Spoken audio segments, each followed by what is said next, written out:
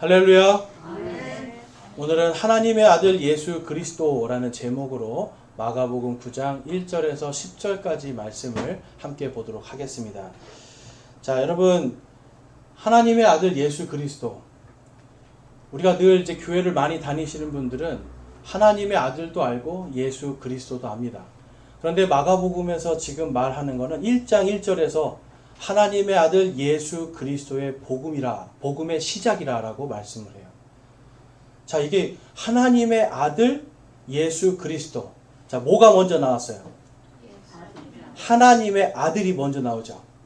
자, 중요한 순서대로입니다. 하나님의 아들 예수 그리스도예요. 우리가 지난주에 성경을 봤을 때 지난주는 예수님은 그리스도시다 라는 것을 성경이 증거하고 있는 걸 봤어요. 자, 그리스도라는 게 무슨 의미라고 제가 지난주에 말씀드렸죠? 그리스도. 그리스도. 그냥 예수님 이름인가요? 우리 그냥 예수 그리스도라고 하기도 하고. 또, 기독교인이라고 하잖아요. 기독교인. 자, 기독교인은 그리스도인이라는 말을 이제 이 그리스도라고 하는 영어를 한자로 바꾼 게 기독교예요. 기독. 그래서 기독교인도 결국은 그리스도인이에요. 그러면 우리도 그리스도네요. 그렇죠? 이 그리스도라는 말이 굉장히 의미가 있는 말입니다. 그냥 그리스도가 아니라 성경에서는 다음과 같이 말씀하고 있어요. 시편 146편 1절과 6절 말씀입니다. 같이 한번 읽어보겠습니다. 시작.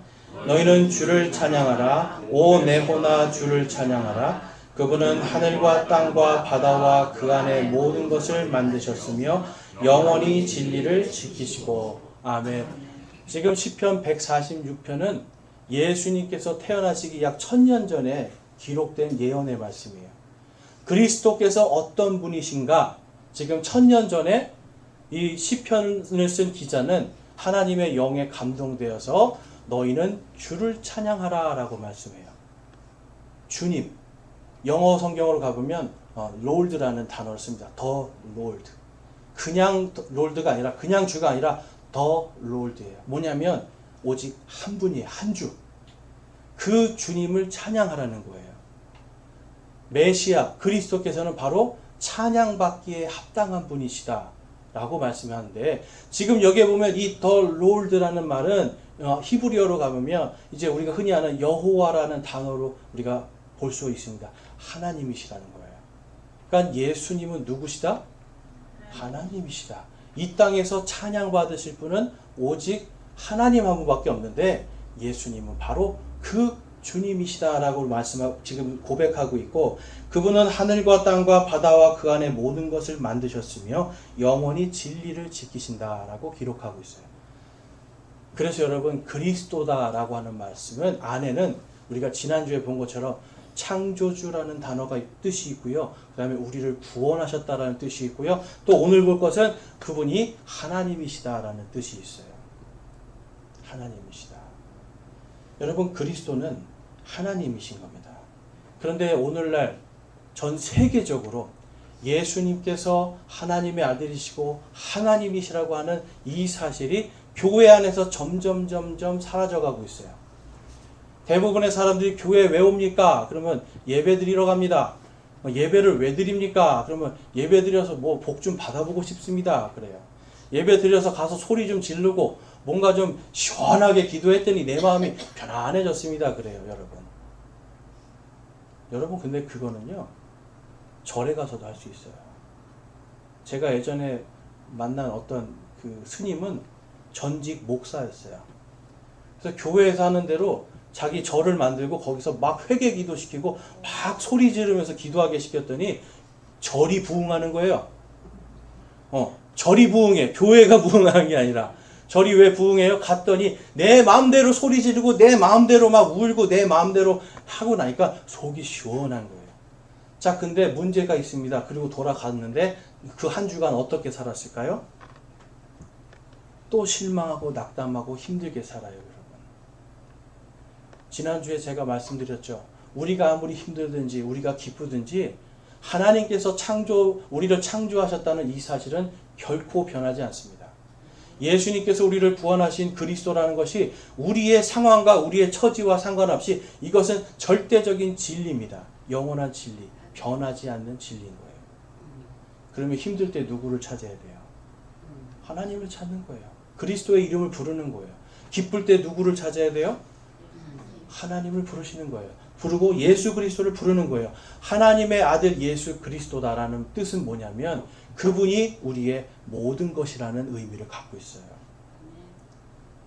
여러분 지금 여기에 우리 학생들도 있고 연세 많으신 분들이 있어요. 근데 이 중에서 누가 가장 먼저 하늘나라를 갈까요? 아무도 몰라요. 우리는 언제 하늘나라 갈지, 언제 우리가 죽음이라는 걸 만나게 될지 아무도 몰라요. 그러면 우리가 가진 것 중에 가장 소중한 게 뭘까요? 생명입니다. 오늘 아무리 서울대학교를 가고 아무리 대기업에 들어가도 내일 내가 죽으면 끝나는 거예요. 그게 우리의 인생이에요. 그래서 하나님은 우리의 소원 중에서 가장 중요한 게 뭐냐면 영원한 생명을 주겠다라고 약속하고 바로 그 생명을 위해서 하나님이신 그분, 주님인 그분, 우리를 창조하신 그분이 직접 인간의 몸으로 이 땅에 오실 것을 약속하시는 거예요. 그리고 그 약속이 예수 그리스도를 통해서 실제적으로 보여졌습니다. 그래서 여러분 그리스도라는 말, 하나님의 아들이라는 말, 이 단어가 우리 그리스도인들에게는 이것이 전부여야 돼요. 교회 열심히 다니고 성경 교리를 많이 알고 내가 아무리 선한 일을 해도 여러분 하나님의 말씀이 하나님이 나의 전부입니다라는 고백이 되지 않는다면 여러분 그 신앙은 반쪽짜리예요. 제가 하나님도 믿습니다. 교회도 다닙니다. 그런데 나한테 더 중요한 건 공부입니다. 더 중요한 거는 세상에 성공하는 겁니다. 여러분 그게 되면 우리의 믿음은 반쪽이라는 거예요. 그렇다고 여러분 일하지 말고 공부하지 말라는 게 아니에요. 하나님께서 명령하셨죠. 말씀에 분명히 일주일 동안 열심히 일하라고 말씀하셨어요. 학생은 공부로서 열심히 해야 되고요. 직장인들은 일로서 열심히 하는 거예요. 가정을 지키는 것도 열심히 하는 거고요, 여러분. 그 가운데서 우리가 놓치지 말아야 될 것은 지금 이것이 아니라 나의 전부가 되신 하나님을 우리는 놓치지 말아야 돼요. 오늘 말씀에서 우리가 볼 것은 두 가지입니다.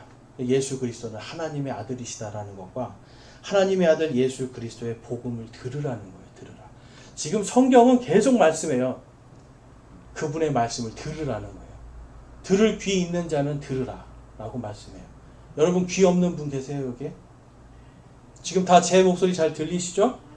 네, 다 들리시죠? 여러분 들을 귀가 있죠? 그러면 이거는 무슨 귀를 열라는 걸까요? 여러분 하나님의 말씀을 받아들이라는 겁니다. 받아들이라는 거예요. 자, 그런데 뭘 받아들이는가? 첫 번째로 예수 그리스도는 하나님의 아들이심을 받아들이라는 겁니다. 마가복음 9장 1절에서 4절까지 보면 또 그분께서 그들에게 이르시되 진실로 내가 너희에게 이르노니 여기 서 있는 사람들 중에는 죽음을 맛보기 전에 하나님의 왕국이 권능 있게 임하는 것을 볼 자들도 더러 있느니라 하시니라. 엿새 뒤에 예수님께서 베드로와 야고보와 요한을 데리고 따로 높은 산에 올라가사 그들 앞에서 모습이 변하심에 그분의 옷이 빛나며 땅 위에 어떤 세탁공도 희게 할 수 없을 만큼 눈처럼 매우 희게 되었더라. 거기에 엘리야가 모세와 함께 그들에게 나타나고 그들이 예수님과 이야기하거늘. 예수님께서 이 앞전에 지금 예수님이 그리스도이심을 보여주시고요. 이제는 실질적으로 그 그리스도가 누구이신가를 더 정확하게 보여주시는 장면이에요. 자, 예수님께서 지금 이 제자들 베드로, 야고보, 요한 이 세 명만 딱 따로 떼서 지금 높은 산으로 올라갔습니다. 올라가셨더니 어떻게 됐어요? 어떻게 됐어요, 여러분? 자, 여러분 예수님이 평소에 무슨 옷 입고 다녔을까요? 예수님이 평소에 깨끗하고 뭔가 이렇게 여러분들이 아시는 것처럼 명품처럼 이렇게 반들반들하고 좋은 옷 입고 다녔을까요? 어떤 옷 입고 다니셨을까요? 예. 예수님은요 길거리에서 주무셨어야 돼요. 멀리 여행 가다 보면 길에서도 주무셨어야 되고요. 배고프면 가서 이삭도 비벼서 드셔야 되고 예수님이 여러분 옷차림 한번 가만히 생각해 보세요. 차도 없이 먼 길을 걸어 다닌단 말이에요. 그 옷이 결코 깨끗할 수가 없겠죠. 예수님의 그 삶 속에서 예수님은 지금 자신의 복음과 사람들의 생명을 위해서 내 옷이 누더기가 되는 것도 마다하지 않고 지금 먼 지역까지 돌아다니면서 복음을 전하고 계셨어요. 그런데 지금 이 높은 산에 올라갔더니 예수님의 옷이 희고 깨끗하고 매우 눈부시는 만큼 여러분 아름다운 모습으로 바뀌는 걸 볼 수 있습니다. 봤더니 눈처럼 매우 희게 되었대요. 여러분 눈밭에 가보면 눈이 햇볕에 탁 비치면 어떻게 되나요? 이게 그냥 하얀색인가요? 아니면 반짝반짝 빛나는 하얀색인가요? 빛나는 하얀색이에요. 예수님이 지금 원래는 굉장히 누더기 같은 옷 다 닳고 낡고 더러운 이런 옷을 입고 다녔을 텐데 먼지를 한가득 묻힌 옷을 입고 있었을 텐데 예수님이 완전히 변화되는 모습을 볼 수 있습니다. 그리고 거기에 누가 있었다? 엘리야와 모세가 그들과 함께 있었다라고 말씀하고 있어요. 여러분 모세와 엘리야는 성경에서 보면 두 가지 공통점이 있습니다. 뭘까요? 첫 번째가 뭘까요? 이 두 사람은 무덤이 없다라는 거예요. 무덤. 그리고 또 한 가지는 이 두 사람은 하나님의 말씀을 받아서 직접 하나님의 말씀을 전했던 사람들이에요. 모세는 시내산에 올라와서 하나님께 말씀을 들어서 그 말씀을 그대로 율법으로 기록했죠. 그래서 모세를 우리가 일반적으로 율법의 대표라고 이야기합니다. 그 다음에 엘리야는 어떤 사람입니까? 하나님의 말씀을 받아서 선포도 했지만 이 사람은 하나님의 말씀을 안 듣고 하나님을 대적하는 자들에게 하늘에서 불을 내려서 심판하는 사람이었어요. 그래서 엘리야는 우리가 대언자의 대표로 봅니다. 근데 이 두 사람은 무덤이 없어요. 엘리야는 성경에 봤더니 하나님께서 이 엘리야를 살아있는 상태에서 그의 몸을 회오리 바람으로 실어서 하늘로 데리고 올라갔다라고 기록하고 있습니다. 모세는 여러분 그 무덤을 찾지 못하도록 하나님께서 감추셨다라고 기록하고 있어요. 여러분 무덤이 없다는 건 무슨 뜻일까요? 성경에는 정확히 기록하고 있지 않지만 사람들은 모세도 하나님께서 살려주신 것이 아닐까라고 생각을 하는 거예요. 자, 그러면 이 두 사람도 지금 예수님처럼 희고 빛나는 이러한 옷을 입고 지금 같이 앉아 있습니다. 여러분 지금 이 상황은 예수님께서 부활의 상태가 어떤 건지를 보여주는 거예요. 성경에 보면 예수님이 부활하신 그 몸, 그 모습으로 바로 예수님을 믿는 우리도 구원받아 그 영광스러운 몸이 된다라고 기록하고 있어요. 여러분 이 영광스러운 몸, 이것이 성경에서 말하는 우리의 최종 구원입니다. 일단 우리의 영과 혼이 구원받고요. 그 다음에 나중에 예수님께서 다시 오실 때 우리가 영광스럽게 변하는 거예요. 아무도 아멘을 안 하시고 한 분만 하셨어요. 여러분. 네. 우리의 모습이 여러분 가장 영광스러운 상태가 된다라는 거예요. 그것이 여러분 부활의 영광입니다. 그런데 지금 보면 베드로, 야고보, 요한 이 세 사람이 지금 예수님과 함께 가서 이 장면을 보고 있어요. 이 장면을. 성경에 봤더니 이들이 무서워서 떨고 있었다라고 그래요. 무서워서. 우리 가끔 가다 TV 드라마 보면 뭐 전설 따라 산말, 그러니까 뭐 산에서 무슨 산신령 같은 사람들이 나오면 어때요? 산신령들의 공통점, 하얀색 옷을 입고 번쩍번쩍 빛이 납니다. 네. 근데 그런 사람을 만나면 사람들이 보통 나무꾼들이 나무 하다가 어떻게 해요? 도끼를 내려놓고 막 앞에 가서 벌벌벌 떨고 있잖아요. 여러분 지금 예수님이 하나님의 아들이시고 그리스도이심을 우리가 조금 있다가 보고 알게 된다면 이 제자들이 두려워 떠는 모습이 바로 우리의 모습이 될 수 있다는 거예요. 왜냐하면 그 모습을 우리는 상상할 수 없는 엄청난 위험을 가진 모습이기 때문에 그래요. 그런데 보면 베드로하고 모세가 좀 닮은 부분이 있어요. 여러분 베드로는 이름이 베드로 작은 돌이라는 뜻입니다. 작은 돌. 베드로에게 이 별명을 예수님께서 지어주셨어요. 자, 근데 베드로는 어떤 사람이었을까요, 여러분? 베드로. 처음부터 예수님 잘 믿고 그런 사람이었을까요? 말로는 예수님이 제가 예수님을 목숨 바쳐서 따르겠습니다 라고 했는데 정작 자기가 죽게 생겼을 때 어땠어요? 예수님 버리고 도망갔어요. 그리고 3번이나 나 예수님 몰라요 라고 부인했어요. 마지막 한 번은 예수님을 저주했어요. 그런데 본인은 그 일을 닥치기 전에는 뭐라고 떠들었어요? 나는 제자들 중에 제일 으뜸이야. 내가 제일 높은 제자가 되고 싶어. 나는 예수님을 목숨 바쳐 사랑해라고 했던 사람이에요. 여러분, 어려움이 닥쳐봐야 믿음이 검증이 되는 거죠. 근데 여러분, 우리 베드로를 욕할 게 아니에요. 베드로가 정말 그의 삶 속에, 마음 속에 예수님께서 그리스도가 되어 있지 못했고 예수님께서 하나님의 아들이 되어 있지 못했기 때문에 그러한 일들이 생긴 겁니다. 그 다음에 야고보와 요한은 어떤 사람입니까? 야고보와 요한 둘 다 예수님께서 너희 사람 낚는 어부로서 불러주신 사람들이에요. 그런데 이 사람들 보면 성경에 봤더니 주님께서 나중에 왕국을 세우실 때 한 사람은 오른편에 한 사람은 왼편에 앉게 해주십시오 라고 자기 어머니까지 동원해서 했던 사람들이에요. 말로는 주님을 엄청 따르고 충성스러운 것처럼 보였는데 정작 이 두 사람, 예수님이 잡히시던 날 밤 어떻게 됐죠? 다 도망갔어요. 심지어는 사도 요한은 여러분 옷도 안 입고 도망갔어요. 옷도 안 입고 도망갈 정도니까 어떻게 했어요? 나 이제 나 살려라 하고 도망간 거예요, 여러분. 이렇게 여러분 연약했던 사람들입니다. 이 두 사람. 그런데 이 두 사람 그리고 베드로까지 이 세 사람이 어떻게 보면 제자들 중에 저는 그렇게 생각해요. 정말 성경에 나온 다른 제자들보다 가장 연약한 부분을 많이 기록했잖아요. 정말 연약한 사람들이 아니었을까. 어떻게 보면 우리처럼 입으로만 예수님을 사랑한다고 하고 입으로만 하나님을 믿는다라고 하는 그러한 반쪽짜리 신앙은 아니었을까.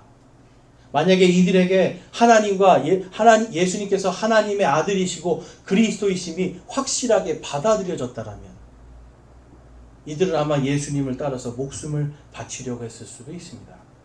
그렇지만 아직 이들은 무엇을 못 본 상태냐면 예수님의 부활을 보지를 못했어요. 그래서 예수님께서 아까 오늘 본문 말씀에서 부활에 대해서 말씀하실 때 이 사람들은 전부 다 도대체 죽은 자가 다시 일어난다는 게 무슨 뜻인가 서로 물으면서 모르고 있었어요. 여러분, 부활이라는 것은 우리도 직접 보지는 못했습니다. 그런데 부활이 사실일까요, 아닐까요? 자, 부활이 여러분 사실일까 아닐까? 예전에 어떤 사람이 이렇게 얘기하는 거를 제가 들었습니다. 역사학자인데요. 여러분, 이순신 장군이 그 명량해전에서 300 몇십 대의 일본에 전함하고 12척의 한국의 전함하고 싸워서 이겼어요. 여러분, 이거 믿으세요? 이순신 장군이 명량 배첩에서 여러분 왜 그 일본 사람들의 그 일본의 해군들 300척이 넘는 거하고 지금 12척하고 우리나라 조선 수군하고 전쟁을 했는데 그걸 이겼다니까요. 여러분, 역사적으로 이거를 기적이라고 해요. 그래서 영국의 해군들은 그거를 꼭 읽어본다고 합니다. 어떻게 싸웠는가. 이게 전 세계적인 레전드예요, 여러분. 이게. 근데 여러분, 그거 믿으세요? 어떻게 믿으세요? 역사에 기록되어 있으니까요. 근데 여러분, 증거 있으세요? 실제적으로 명량 해협에 가면 조선시대 때 배가 부서지거나 한 잔해가 하나도 없다고 합니다. 증거 없어요. 그런데 사람들은 뭘로 아는 거예요? 첫 번째, 우리나라의 역사 기록으로 알고요. 두 번째는 일본의 역사 기록으로 알고요. 세 번째, 중국의 역사 기록으로 아는 거예요. 증거도 없는데 역사책에서 지금 3군데에서 기록하면서 그거를 이순신이 이겼다라고 증거해요. 자, 그렇다면 부활은 어떨까요? 부활. 예수님의 부활. 많은 사람들이 생각해요. 부활, 그거 그냥 성경에 있는 얘기지. 전설 같은 얘기지. 심지어는 예수님을 믿는다 하는 그리스도인들도 에이, 부활은 어떻게 실제로 일어났어 라고 그렇게 믿는 사람들이 있어요. 근데 여러분, 역사적으로 보면, 자, 아까 제가 말씀드렸죠? 이순신이 명량해역에서 이겼다는 거, 첫 번째, 우리를 공격한 일본 사람들의 역사에 쓰여져 있으면 그게 진짜인 거예요. 예수님을 죽인 유대인들, 그들의 역사에 예수님께서 사흘 만에 다시 살아나셨다라는 기록이 있습니다. 예수님을 믿는 사람이 아니라 예수님을 미워하는 사람들이 예수님께서 십자가에서 죽으시고 그가 사흘 뒤에 다시 살아났다라고 기록하고 있어요. 자, 그 다음에 예수님을 십자가에 못 박은 로마 군인들이죠. 군인들. 로마 군인들. 십자가에 예수님을 못 박았잖아요. 로마 사람들이. 로마의 역사에 예수님의 무덤이 비어 있었다라고 기록되어 있어요. 성경에 보면 예수님의 무덤을 로마 황제의 도장으로 거기를 다 봉인해 놨어요, 여러분. 그러니까 이거는 로마 황제만 이 무덤을 열 수 있는 거예요. 근데 무덤의 돌의 무게가 2톤입니다. 2톤. 2톤. 예수님의 몸, 예수님이요, 여러분 성경에 보면 완전히 풀뿌리처럼 마르고 보잘것없다고 하고, 그 다음에 어린 나귀를 탈 만큼 굉장히 날씬하고 작으신 분이에요. 우리가 그림에서 보는 것처럼 키 크고 금발에다가 잘생긴 이런 분이 아니라는 거예요. 얼굴 까마잡잡하고 키도 작고 깡 마르고 볼품없는 분이에요. 자, 그런 분이 채찍에 맞아서 피를 많이 흘렸어요. 십자가에서 못 박혀서 피를 철철 흘렸어요. 자, 이 상태에서 2톤이나 되는 돌을 자기가 굴릴 수 있을까요? 없을까요? 없어요. 여러분, 제가 레슬링을 해서 힘이 세잖아요. 근데 저도 여러분 그거 못 굴려요. 2톤이나 되는 돌로 무덤을 막아놓고 거기다 로마 황제의 명령의 그 인장, 도장을 찍어서 다 봉인했어요. 이게 열린다라는 건 여러분 곧 무엇을 뜻하는 거냐면 로마 황제에 대한 반역입니다. 반역. 그런데 로마 역사책에 어디에도 그 유대인들을 반역죄로 공격하거나 처벌했다는 내용이 없어요. 근데 뭐가 기록되어 있다고요? 예수님의 무덤이 비어 있었다. 여러분, 이순신의 이야기는 믿으면서 왜 예수님의 부활을 못 믿어요? 역사적으로 기록되어 있는데 우리가 아무리 부인해도 이순신은 분명히 이겼잖아요. 여러분, 우리가 아무리 부인하려고 해도 예수님은 분명히 부활하신 거예요, 여러분. 그럼 여러분, 지금 예수님께서 자신의 몸을 부활의 몸으로 제자들에게 보여주고 계시는 겁니다. 이게 그냥 단순히 예수님께서 내가 이런 영광을 받을 것이다 이렇게만 보여주시는 게 아니라 내가 하나님의 아들이다 라는 걸 보여주시고요. 그 다음에 하나님의 아들이 될 사람들도 이렇게 될 것이다 라고 보여주시는 거예요. 그래서 엘리야와 모세도 같이 부른 겁니다. 그래서 예수님은 이 에스겔서 37장에 가보면 37장 12절에서 13절에 있는 말씀을 성취하는 거예요. 이 에스겔서는 예수님께서 태어나시기 약 600년 전에 기록이 된 겁니다. 자, 한번 같이 읽어볼게요. 에스겔서 37장 12절 13절 우리 크게 한번 읽어보겠습니다. 시작. 그러므로 그들에게 명령하는 이들을 주 하나님의 이같이 말하노라. 보라, 너의 백성아, 내가 너희 무덤들을 열고 너희와 영원히 너희 무덤들에서 나오며 너희를 이스라엘 땅으로 데려가리라. 오 내 백성아, 내가 너희 무덤들을 열고 너희를 너희 무덤들에서 데리고 올라올 때에 내가 주인 줄을 너희가 알리라. 아멘. 여러분, 예수님이 그리스도가 되기 위한 조건은 여러분 최종적으로 그분이 부활하신과 함께 그분을 믿는 모든 자들을 다 부활시키는 거예요. 저와 여러분이 바로 그 부활에 지금 동참하고 있는 사람들입니다. 성경에서 우리의 몸은 날마다 썩어가지만 우리 안에 있는 속사람은 날마다 새로워진다라고 말씀을 해요. 우리의 그냥 겉사람은 하루하루 죽음을 향해서 늙어가고 죽어가는 걸 향해서 앞으로 가고 있지만 우리의 속사람, 지금 구원받은 우리의 믿고 구원받은 우리의 속사람은 날마다 여러분 새로워지는 거예요. 여러분, 이것이 바로 부활인데 에스겔서에서는 바로 그 부활하신 분 또한 성도들을 부활하게 하시는 바로 그분이 주님이시다라고 기록하고 있어요. 예수님께서 부활을 하셨을 때 마태복음에 보면 예수님만 부활한 게 아니라 잠자던 모든 성도들의 무덤들의 돌들이 다 터져 나갔습니다. 돌이 여러분 한 2톤 정도 된다고 그랬죠. 여러분, 큰 돌들이 다 뻥뻥 터져 나가는 거예요. 시끄러웠겠습니까? 조용했겠습니까? 이거는 여러분 천지가 개벽할 일이, 진짜 진동할 일이에요. 무덤에 있는 돌들이 다 뻥뻥 터져 나가는 거예요. 그러면서 거기서 많은 성도들이 다 부활하여 일어나서 예루살렘 성으로 들어가서 자신들을 보이게 됩니다. 그랬더니 어떤 일이 벌어져요? 그 전까지는 예수님을 믿으면 죽이려고 하고요. 예수님을 믿지 않던 제사장들과 바리새인들이 그 다음부터 제자들에게 말하는 거예요. 너희들 예수가 부활했다는 거 그것만 전하지 말아라. 자신들도 잠자던 성도들이 일어나서 무덤들이 터지고 일어나서 예루살렘 안에 들어와서 자신들을 보이는 걸 다 본 거 아닙니까? 그런데도 뭘 하고 싶지 않은 거예요. 예수님께서 하나님의 아들이심을 인정하고 싶지 않은 거예요. 예수님께서 바로 주님, the Lord, 바로 하나님이심을 인정하고 싶지 않은 거예요.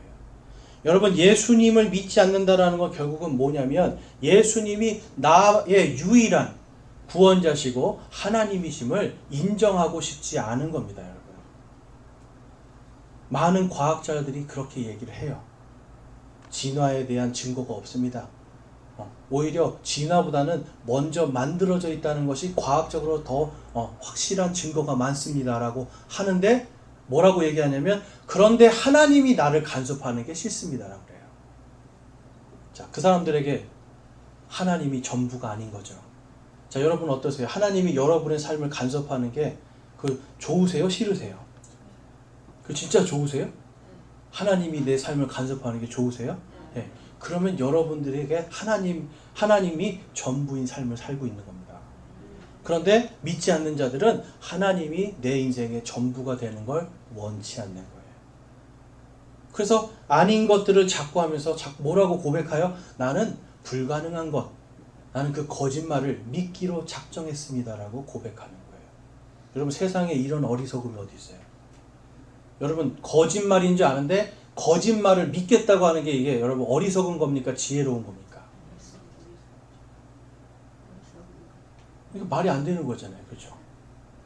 이거는 오늘 학생들도 한번 제가 질문해 볼게요. 누군가 너희들에게 거짓말하고 있는데 거짓말하는 거를 믿을래 안 믿을래?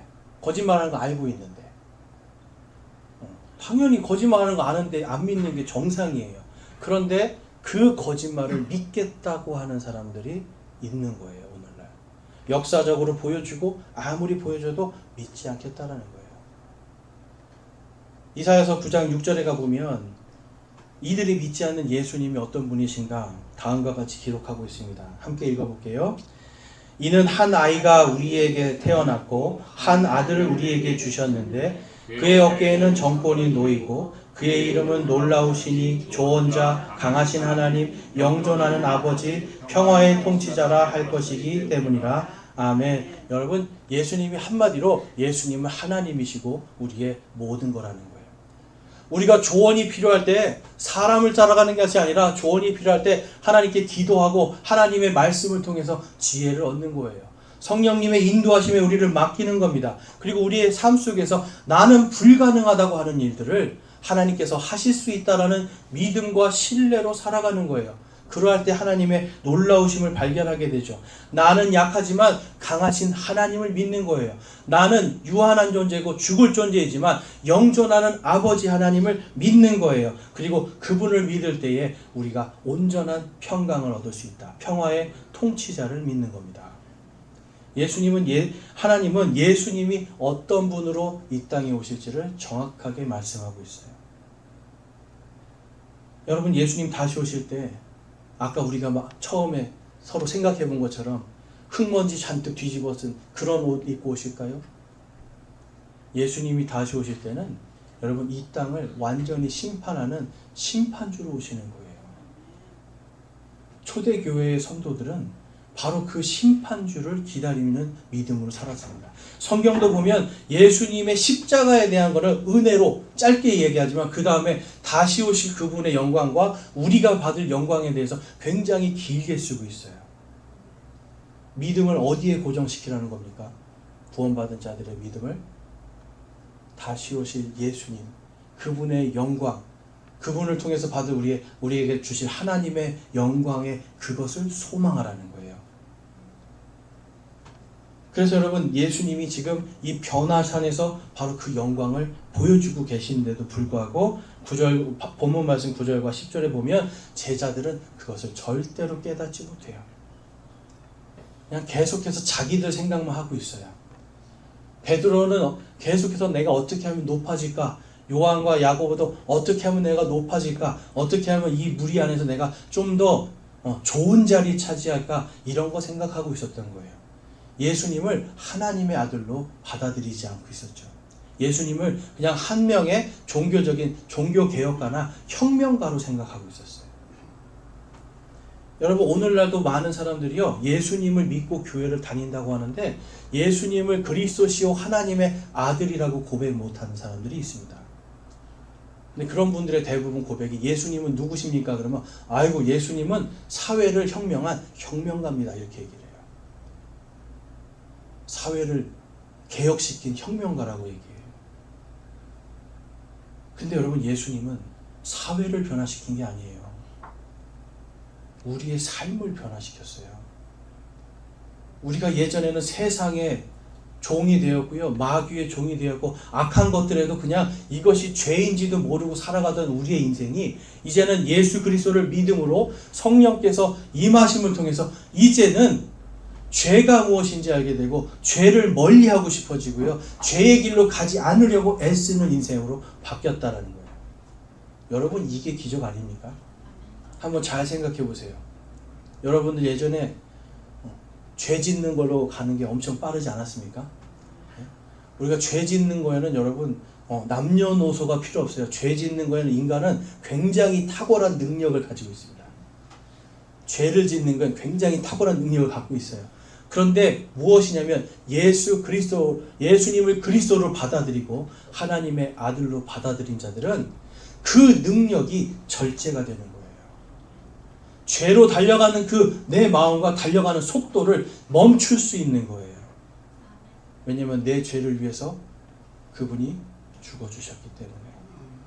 그리고 나는 이제 죄에서 구원받고 사망에서 구원받고 이제 나는 내 삶이 이 땅에 매여 있는 삶이 아니라 다시 오실 예수님의 그 영광의 삶이 그것이 진짜 나의 삶인 것을 알기 때문에 죄를 멈출 수가 있는 겁니다. 아직도 우리가 죄를 짓고 있다면 여러분, 회개해야 됩니다. 아직도 예수님이 나의 전부가 아니시구나. 아직도 하나님이 나의 전부가 아니시구나. 여러분, 우리는 이거를 회개해야 돼요. 베드로전서 2장 9절과 10절 말씀에 가보면 그러나 너희는 선정된 세대요 왕가의 제사장이요 거룩한 민족이요 특별한 백성이니 이것은 너희를 어둠에서 불러내어 자신의 놀라운 빛으로 들어가게 하신 분께 대한 찬양을 너희가 전하게 하려 하심이라. 너희가 지나간 때에는 백성이 아니었으나 이제는 하나님의 백성이요 긍휼을 얻지 못하였으나 이제는 긍휼을 얻었느니라. 아멘. 베드로는 여러분 자신이 아는 거예요. 나는 예전에 예수님께서 십자가에 달리시기 전에 잡히시던 날 밤에 도망가고 그분을 부인하고 저주하던 바로 하나님의 백성이 아니었던 자기 얘기하는 거예요. 나는 유대인이야. 나는 하나님을 참 잘 믿었어. 라고 자부했지만 결국 그는 하나님의 백성이 아니었어요. 예수님을 그리스도로 인정하지도 못했고 예수님을 하나님의 아들로 인정하지도 못했기 때문에 그래요. 그런데 이제는 예수님의 부활을 보고 그분이 나의 주님으로 그리스도로 하나님의 아들로 받아들인 그 다음에는 그게 뭐라고 고백합니까? 바로 나는, 그리고 바로 여러분들은 선정된 세대들이다. 구원받기로 선정된 세대들. 그 다음에 왕가의 제사장이다. 신분이 이제는 예전에는 그냥 세상에 있는 그런 별 볼 일 없는 어부의 인생이었는데 이제는 하나님의 왕국에 나는 왕과 제사장이다. 그리고 나는 이제 예수님의 그 변화선에서 보여주신 그 놀라운 빛 속으로 내가 들어간다. 바로 부활의 그 빛 속으로 영광으로 내가 들어갈 것이다 라는 이 찬양을 전하고 있는 겁니다. 여러분, 베드로가 완전히 바뀌었죠. 아까는 도대체 예수님 뭔 소리 하는지 모르겠어 이러다가 지금은 자신이 어떻게 구원받았고 앞으로 내 삶이 어떻게 영광을 받을지에 대한 정확한 믿음을 갖고 있었던 거예요. 그 자리에 같이 예수님의 변화산상에서 예수님의 영광을 받던 이 사도 요한도 여러분 옷을 벗고 도망가던 그 사람이 예수님의 부활을 보고 나서 그의 고백이 바뀌게 됩니다. 자, 계시록 5장 9절에서 10절 말씀 같이 한번 볼게요. 시작. 그들이 새 노래를 불러 이르되 주께서 그 책을 취하시고 그 책의 봉인을 열기에 합당하시니라. 주께서 죽임을 당하시고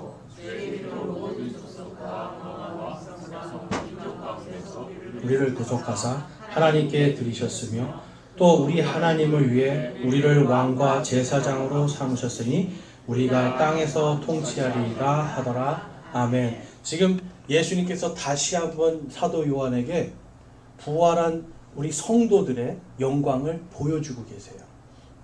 이제는 여러분 이걸 보여줘도 사도 요한이 그전에는 봐도 뭔지 몰랐는데 이제는 이게 얼마나 영광스러운 거를 보고 있는 거죠. 예수님께 영광과 찬양이 그분의 통치가 영원하도다 막 찬양하는 거예요. 옛날에 보면 왕이 있으면 뭐라고 해요? 우리가 만세, 그전에 만세. 왕자가 오면 천세 그래요. 천세. 이게 무슨 뜻일까요? 만세가 온다는 건, 만세라는 건 영원하다라는 뜻이에요. 영원하다. 천세는 만세보다 조금 떨어진다는 뜻이에요, 여러분. 왕의 통치가 영원하리라. 지금 막 만세 하면서 찬양하고 있는 겁니다, 여러분. 바로 그분이 놀라우신 분이고 조언자고 강하신 분이고 영존하신 분이고 평화의 통치자라고 하는 이 사실을 사도 요한은 이제는 뼛속 깊이까지 그냥 딱 받아들이는 거예요. 옛날에는 어부였고요. 옷 벗고 도망가기 바빴고요. 화나면 소리나 지르던 사람이었어요. 네? 별명이 천둥의 아들이었습니다. 이 사람 별명이. 너무 소리를 크게 질러가지고 그러던 사람이었어요. 근데 이제는 어떻게 돼요? 이제는 다시 오실 주님을 소망하면서 이제는 그 복음이 자기를 살게 하는 거예요. 복음의 말씀으로 그것을 전하는 것에 앞장서는 사람이 됐고요. 나는 이제 하나님의 왕국의 왕과 제사장이 되었다라고 베드로와 동일한 고백을 합니다. 여러분. 같이 올라갔던 야고보, 사도 야고보는 어떻게 됐죠? 여러분 봤더니 베드로의 고백도 있고 사도 요한의 고백도 있는데 같이 본 사도 야고보의 고백은 없네요. 야고보는 바로 그 부활하신 예수님을 증거하다가 목베인 당해서 죽었습니다. 사도들 가운데 가장 첫 번째, 스데반 다음에 사도들 가운데 가장 첫 번째로 순교한 사람이 돼요. 여러분 야고보도 세상의 욕심을 가득했던 사람이고 예수님을 버렸던 사람인데 자신의 목숨을 바치는 거예요. 아무에게나 여러분 거짓말쟁이에게 목숨을 바칠 수 있겠어요? 진리라는 걸 깨달은 거예요. 예수님이 그리스도시고 하나님의 아들이심에 대한 진리를 깨달으니까 그리고 그것이 부활을 통해서 증거되니까 이제는 목숨을 바쳐서 주님을 따르는 자가 됩니다. 그래서 하나님께서는 바로 그러한 사람들에게 하나님의 아들 예수 그리스도의 복음을 들으라라고 말씀해요. 들으라. 자, 마가복음 9장 5절에서 6절 말씀 같이 한번 읽겠습니다. 시작. 베드로가 예수님께 응답하여 이르기를 선생님이여 우리가 여기 있는 것이 좋사온즉 우리가 장막 셋을 짓되 하나님은 선생님을 위하여 하나는 모세를 위하여 하나는 엘리야를 위하여 짓게 하옵소서 하니 이는 그들이 심히 두려워하였으므로 그가 무슨 말을 해야 할지 알지 못하였기 때문이더라. 아멘. 여러분 요 앞전에 우리 7장과 6장에 보면 이방인들은 계속 예수님을 주님이라고 부릅니다. 근데 지금 베드로는 예수님을 뭐라고 부르고 있어요? 선생님. 여전히 선생님이에요. 그냥. 이분은 나에게 좋은 교훈을 주고 뭔가 이분이 세상의 정권을 잡으면 좀 내가 뭔가 해볼 수 있는 그냥 육체적인 예수님만 보고 있는 거예요. 그러니까 예수님이 그리스도가 될 수가 없죠. 그래서 선생님 하고 부르면서 자기가 두려운데 생각해낸 게 뭡니까 겨우? 장막 3개 짓겠습니다. 장막. 예수 선생님을 위해서, 모세를 위해서, 엘리야를 위해서. 그러면 모세와 엘리야도 결국은 다 사람이었잖아요. 예수님도 사람으로 보고 있는 거예요. 그러니까 부활을 깨닫지 못하는 거예요. 자신이 받을 영광이 무엇인지를 깨닫지 못하니까 계속해서 여러분 그냥 종교적인 이상한 행동들만 하는 거예요. 여러분 교회를 다니는데 자꾸만 이상한 행동 하시는 분들이 있어요. 성경과 다른 행동들을 하는 분들이 있어요. 그러면서 다 하시는 말씀이 나는 하나님을 위해서 이 일을 한다고 열심을 내요. 근데 여러분 예수님이 원하는 게 예수님을 위해서 장막 짓는 거였어요? 모세나 엘리야를 위해서 장막 짓는 거였어요? 여러분 이거랑 똑같은 거거든요. 하나님께서 원하시지도 않고 예수님이 원하지도 않는데 장막 지으면서 나는 잘하고 있을 거라고 생각해요. 근데 예수님이 원하시는 건 그게 아니라 지금 나를 그리스도와 하나님의 아들로 받아들이라는 겁니다, 여러분. 근데 베드로가 이제 그거를 나중에 예수님의 부활을 보고 받아들인 다음에 다음과 같이 기록합니다. 베드로후서 1장 14절과 18절까지 보면 이는 우리 주 예수 그리스도께서 내게 보여주신 것 같이 내가 머지않아 반드시 이 장막을 벗어야 할 줄 알기 때문이라. 또한 내가 떠나간 뒤에도 너희가 항상 이것들을 기억할 수 있도록 내가 애쓰리라. 우리가 너희에게 우리 주 예수 그리스도의 권능과 오심을 알려줄 때에 교묘히 꾸며낸 이야기를 따르지 아니하였으며 우리는 그분의 위엄을 눈으로 본 자들이니라. 지금 자신이 본 게 아까는 도대체 이해를 못했어요. 죽은 자가 다시 살아나야 된다는 것도 이해를 못했어요. 근데 부활하신 예수님 만난 다음에 완전히 믿음이 바뀌었죠. 뭐라고 그래요? 나는 그분을 본 자다. 예수님의 부활을 나는 본 자고 그분의 다시 오심의 권능, 영광스러운 그 빛을 나는 본 자다. 그거를 기억하도록 나는 애쓴다라고 기록하고 있어요. 그러면서 17절, 18절에 다음과 같이 말합니다. 자신이 보고 들은 거에 대해서 기록하고 있어요. 같이 한번 읽어볼게요. 뛰어난 영광으로부터 이러한 음성이 그분께 나서 이르기를 이 사람은 내 사랑하는 아들이라 내가 그를 매우 기뻐하노라 하실 때에 그분께서 하나님 아버지로부터 존귀와 영광을 받으셨느니라. 하늘로부터 나온 이 음성은 우리가 그분과 함께 거룩한 산에 있을 때에 들은 것이니라. 아멘. 완전히 이제는 무엇인지 깨달았죠. 내가 부활한 다음에 영광 받을 거에 대한 걸 지금 깨닫고 있는 거예요. 내가 지금 여러분 베드로가 지금 이때 좋은 옷 입고 다녔겠어요? 오늘날 목사들처럼 저처럼 이렇게 양복 입고 앞에서 사람들에게 주목받으면서 이렇게 살았겠어요, 여러분? 절대 안 그래요. 베드로를 죽이려고 따라다니는 사람도 있었고요. 수많은 박해와 그러한 모진 욕설과 조롱과 핍박 속에서 다녔단 말이에요. 가난하고 궁핍하고 배고픈 가운데서 살았단 말이에요. 그런데 이 사람이 원하는 건 뭐예요? 지금 이 삶이 다가 아니라는 거예요. 나는 보았다라는 거예요. 내가 나중에 받을 바로 그 영광의 빛을 본 거예요. 구원받은 자가 나중에 어떤 영광 받을지 그는 직접 들었다는 거예요. 근데 그 음성이 뭐예요? 이는 내 사랑하는 아들이라. 오늘 본문 말씀에 보면 너희는 이 사람의 말을 들으라 라고 말씀해요. 하나님의 아들은 하나님보다 그 밑에 있는 우리가 생각하는 아버지 아들의 이 개념이 아닙니다. 성경에 말하는 아들이라는 뜻은 뭐냐면 내가 낳은 사람, 나로부터 나온 사람. 그래서 내 제자들도 내가 가르치고 내 지식을 익힌 사람도 아들이라고 부르고요. 이 아들이라는 개념은 뭐냐면 하나님과 동등하고 하나님을 대표하며 또한 하나님이라는 뜻을 갖고 있는 거예요. 그래서 아들이 아버지의 존귀와 영광을 받았다라는 건 그 아들이 바로 하나님이라는 뜻입니다. 여러분 이 세상에서 존귀와 영광을 받으실 분은 딱 한 분이시죠. 오직 예수 그리스도밖에 없고 오직 하나님 아버지밖에 없고 오직 성령님밖에 없어요. 하나님이 예수님께 존귀와 영광을 주신 겁니다. 그 뜻은 예수님과 동등한 위치에 있다는 것을 말씀하고 있죠. 그럼 이제 그 예수님 믿는 우리에게 하나님께서 복음의 말씀을 들으라라고 기록하고 있어요. 요한복음 1장 말씀 보겠습니다. 바로 그 변화산에서 예수님의 영광을 본 그 요한이 다음과 같이 복음을 선포합니다. 우리가 들어야 될 복음. 자, 1절, 12절, 13절과 14절입니다. 우리 같이 한번 읽어볼게요.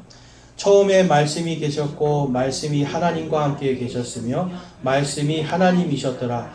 그분을 받아들인 자 곧 그분의 이름을 믿는 자들에게는 다 하나님의 아들이 되는 권능을 그분께서 주셨으니 이들은 혈통으로나 육신의 뜻으로나 사람의 뜻으로 나지 아니하고 오직 하나님에게서 태어난 자들이니라. 말씀이 육신이 되어 우리 가운데 거하심에 우리가 그분의 영광을 보니 아버지의 독생하신 분의 영광이요 은혜와 진리가 충만하더라. 아멘. 말씀이 처음에 태초에 말씀이 계셨고 그 말씀이 하나님과 함께 계셨으며 그 말씀이 하나님이셨다.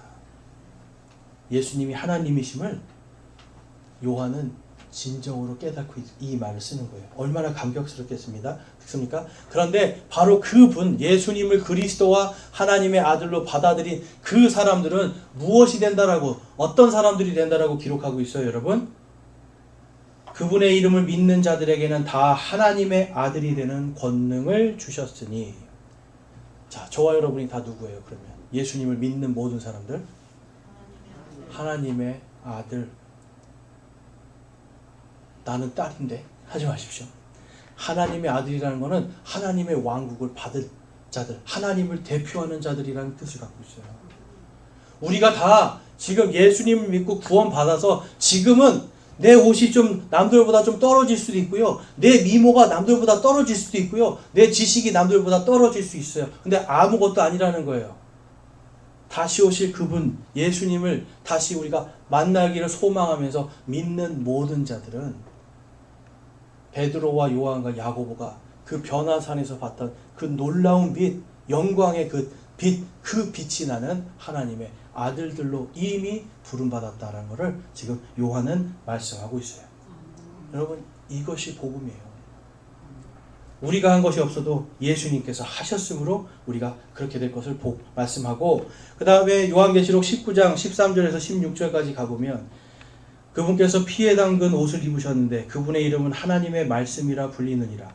하늘에 있던 군대들이 희고 깨끗한 고운 아마포 옷을 입고 흰 말을 타고 그분을 따르더라.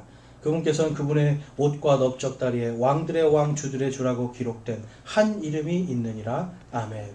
예수님께서 다시 오실 때의 모습입니다.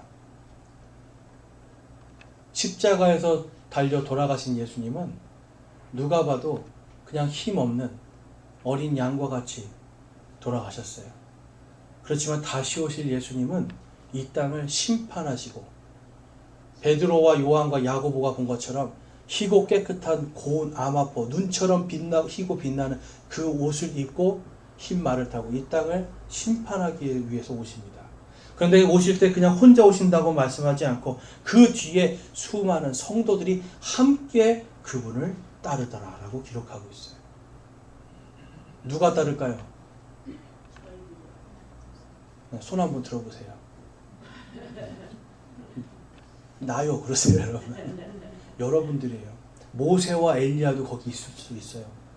지금 구원받은 우리 모든 성도들이 지금 예수님의 영광처럼 희고 깨끗하고 고운 아마포 옷을 입고 흰 말을 타고 왕과 제사장으로서 세상을 심판하러 다시 내려오는 그때가 바로 우리의 영광이에요. 예수님은 그것을 위해서 부활하셨고 그 부활의 모습을 변화상에서 오늘 보여주셨습니다. 그리고 누구든지 예수님을 그리스도와 하나님의 아들로 받아들이는 자들은 다 그와 동일한 권능을 주실 것을 성경은 약속하고 있습니다. 여러분, 그럼 우리는 어떻게 살아야 될까요? 어떻게 살아야 될까요? 오늘 말씀하신 것처럼, 오늘 하나님이 말씀하신 것처럼 이 사람은 내가 사랑하는 자니 너희는 그의 말을 들을지니라. 바로 우리가 하나님의 말씀을 듣고요, 내 인생의 모든 것이 하나님의 말씀입니다. 내 인생의 모든 것이 하나님입니다. 내 인생의 모든 것이 예수 그리스도십니다 라고 하는 이 고백이 우리의 삶에 있어야 되는 겁니다. 다른 거 필요하세요, 여러분? 다른 거 필요하세요? 여러분, 다른 게 필요 없는 겁니다. 오직 하나님 아버지의 그 아들 되신 예수 그리스도, 하나님이신 예수님과 그분과 동행하는 것이 우리의 인생의 모든 것입니다, 여러분. 우리가 오늘 말씀을 통해서 정말 진정으로 다시 오실 주님을 소망하고 기뻐할 수 있기를 바랍니다. 다시 한번 우리가 말씀드리고 싶은 건, 이제 우리의 인생은 그냥 지금 이 모습이 아니라 다시 오실 예수님의 그때의 영광의 모습으로 우리가 다 나타나게 될 것을 소망하시기 원합니다. 기도하겠습니다. 하나님, 오늘 저희들 말씀 배웠습니다 하면서 우리 같이 한번 결단하면서 기도하기 원하는데요, 오늘 들은 말씀을 통해서 내가 지금 정말 예수님께서 나의 하나님이 되어주시고 예수님께서 나의 모든 것이 되어주시는 진정한 그리스도이신가 우리 한번 다시 살펴보면서, 아직까지 세상의 반, 하나님께 반 이렇게 하고 있는 우리의 마음이 있다라면 이 시간 회개하기 원합니다. 하나님보다 세상을 더 사랑하고 있다라면 회개하기 원합니다.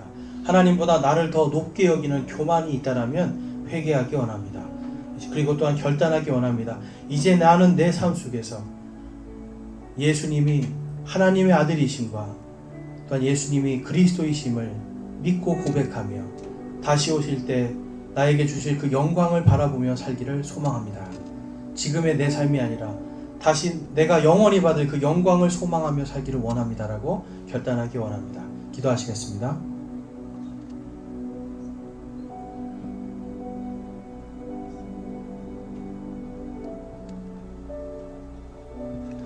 오늘 말씀을 듣고 내가 지금까지 하나님보다 세상을 더 사랑했고요. 또 하나님을 믿는다 하지만 결국은 내 자신을 더 사랑하고 믿고 살았던 반쪽짜리 믿음이었습니다. 회개합니다 하시는 분들 우리 손을 들어서 마음을 드리겠습니다. 이 시간 제 믿음이 부족하였고 제 믿음이 잘못되었음을 고백합니다 하시는 분들 손을 들어 마음을 드리기 원합니다. 감사합니다. 손 내려주시고요. 이제는 내가 정말 세상을 위한 삶이 아니라 예수 그리스도께서 하나님의 아들이심과 그리스도이심을 내가 온전히 믿고 그것이 내 삶의 전부임을 고백합니다 하시는 분이 있습니까? 그런 분도 우리 손을 들어 마음을 드리겠습니다. 감사합니다. 손 내려주시고 아직까지 내가 예수님을 믿지 못하고 예수님에 대해서 알지 못했는데 이제는 예수님을 나의 그리스도시요 구원자로 믿고 구원받기를 소망합니다 하시는 분이 있나요? 구원받으신 분들 말고 내가 정말 구원받기를 소망합니다 하시는 분이 있으면 손을 드시기 원합니다. 감사합니다. 손 내려주시고요. 여러분들이 지금 결단하고 소망한 모든 것들 하나님께서 그분의 충만하심으로 채워주실 수 있기를 그 주님의 이름으로 축원합니다. 아멘. 다 같이 일어나셔서 우리 찬송가